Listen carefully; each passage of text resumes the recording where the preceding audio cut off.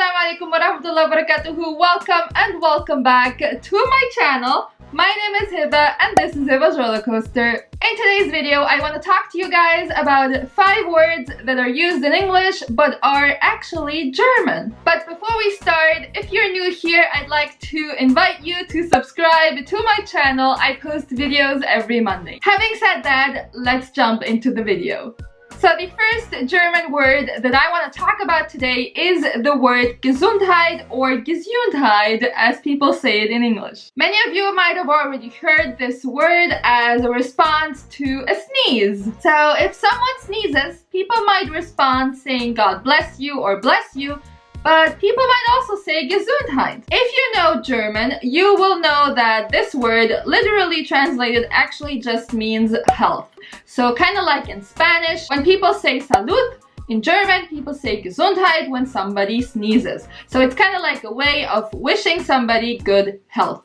And in English, people apparently took over the word Gesundheit and use it in the same context. So somebody sneezes and you wish them Gesundheit, meaning you wish them good health. The interesting thing about Gesundheit is that I've only heard it in the US. So I'm not really sure if only US Americans use the word Gesundheit as a response to a sneeze, or if it's something that's generally common in the English language. I'm not really sure about that. If you know anything about this, please let me know in the comments below. Moving on to German word number 2, which is the word kindergarten. This word literally translates to children garden and describes a nursery school. However, it is interesting to note that the English language did not only keep the German word, but it also kept the German spelling of the word. So note that garden is actually not written with a D, but with a T, which is the German version of the word garden. Apparently, this goes back to a German educationalist who was the first to establish a kindergarten. Good man. Next, we have the German word Doppelgänger, which in English people might pronounce as Doppelgänger, and which translates to double walker.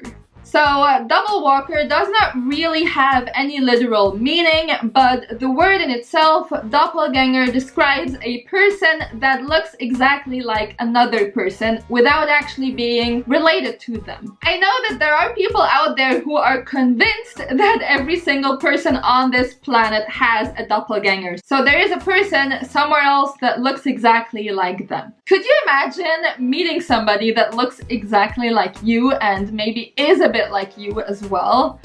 I'm trying to imagine 2 Hebahs, and I think this would be a hell of a roller coaster. So yeah. But yeah, who knows? Maybe all of us have doppelgangers walking around somewhere on this earth, and maybe one day we will actually meet our doppelganger. Even though I'm not entirely sure I want to meet a second Hebah, I feel like it's already lots of energy to deal with this one.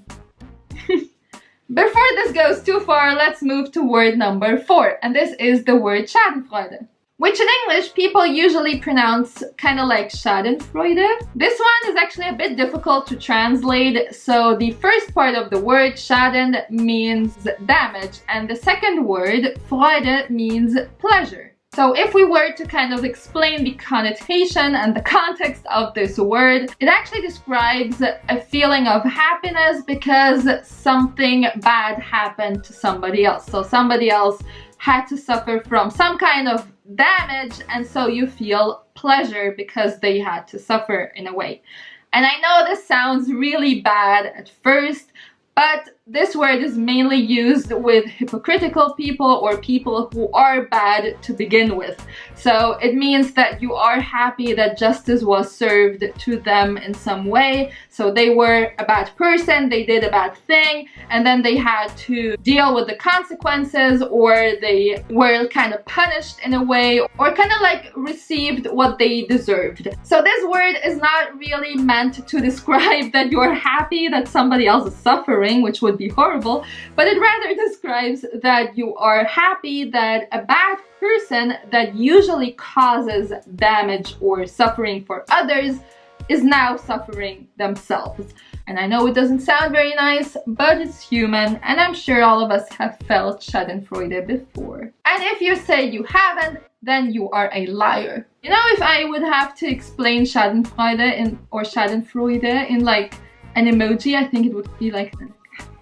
Okay, I need to stop myself from talking so much. Moving on to the last word on my list today, which is one of my most favorite words in both English and German. And that is the word Wanderlust or Wanderlust in German. In both languages, this word describes a deep and restless desire to travel and explore the world. So yes, I am definitely somebody that experiences feelings of wanderlust pretty much all the time. What about you guys? Do you feel wanderlust a lot, especially now that we haven't been traveling a lot?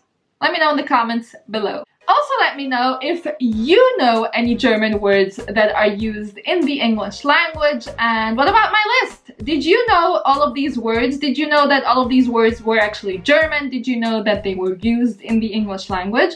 Let me know in the comments below. Thank you guys for watching today's video. I hope you enjoyed it. If you did, please leave it a thumbs up. Also, don't forget to subscribe to my channel and go follow me on Instagram. Other than that, I'm gonna see you next Monday with another video. Take care and assalamu alaikum.